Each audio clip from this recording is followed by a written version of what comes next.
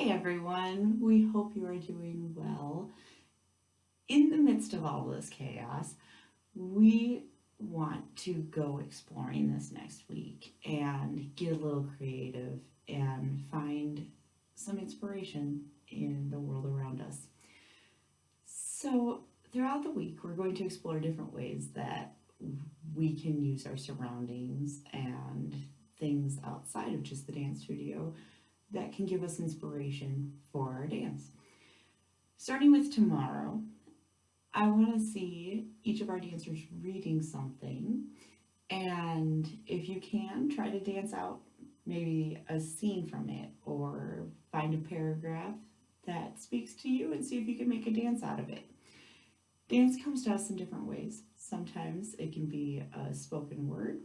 Sometimes we can get more creative with artwork and stuff like that. So tomorrow we're going to start with reading because reading is also just really good in general. It lets our imagination skyrocket. So feel free if you want throughout the day tomorrow. Share a video or share a picture of some sort to our Facebook page and feel free to get involved. And I will share a little more details tomorrow. I will see you then.